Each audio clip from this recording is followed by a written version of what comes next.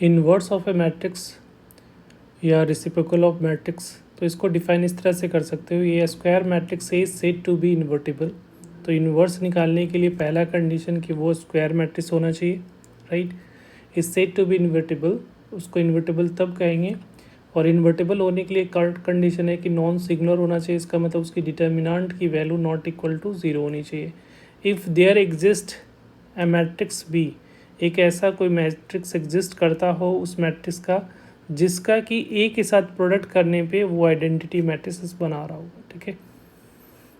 तो उस केस में जो बी जो कहलाएगा वो ए मैट्रिक्स का इन्वर्स कहलाएगा, तो B is called inverse of A. और इसको डिनोट किया किससे करेंगे, ए इन्वर्स से, ठीक है।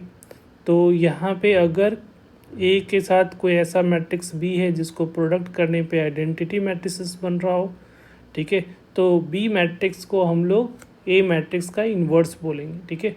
और बी को किससे डिनोट किया जाएगा, B is equal to A inverse होगा, राइट।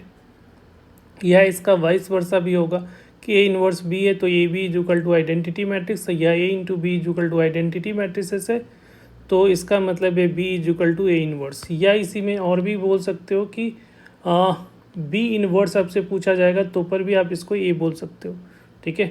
तो अगर ए बी का प्रोडक्ट अगर आइडेंटिटी मैट्रिसेस है तो B inverse is equal to A होगा एंड ए इन्वर्स क्या हो जाएगा, बी हो जाएगा। तो इसको ये भी बोल सकते हो कि उस केस में एक दूसरे ए एंड बी एक दूसरे का इन्वर्स मैट्रिक्स कहलाता है, ठीक है।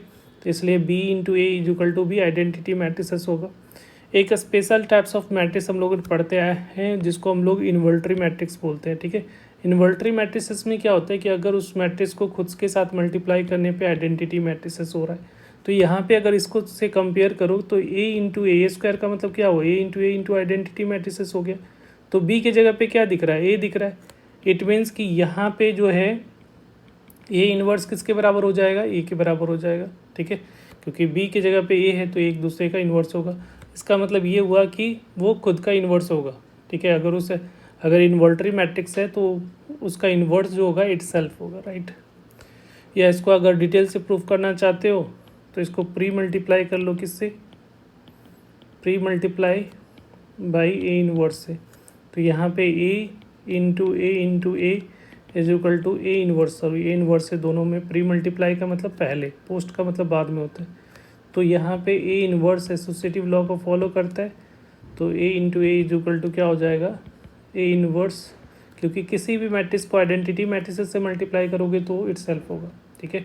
तो यहाँ पे ए इन्वर्स इंटू ए ये क्या हो जाएगा, आइडेंटिटी मैट्रिक्स होगा। रूल के अकॉर्डिंग ए इंटू एक दूसरे का इन्वर्स है तो दोनों का प्रोडक्ट आइडेंटिटी मैट्रिक्स हो गया, A is equal to A inverse हो गया। तो यहाँ से भी दिख रहा है कि ए इज इक्वल टू क्या हो गया, ए इन्वर्स हो गया, क्योंकि आइडेंटिटी मैट्रिक्स से मल्टीप्लाई करो किसी मैट्रिक्स से तो सेम रहता है, ठीक है। तो ये इन्वर्स मैट्रिक्स आपको समझ में, इसके लिए इंपॉर्टेंट कंडीशन क्या है, स्क्वायर मैट्रिक्स होना चाहिए, उसकी डिटर्मिनेंट की value not equal to zero होगा।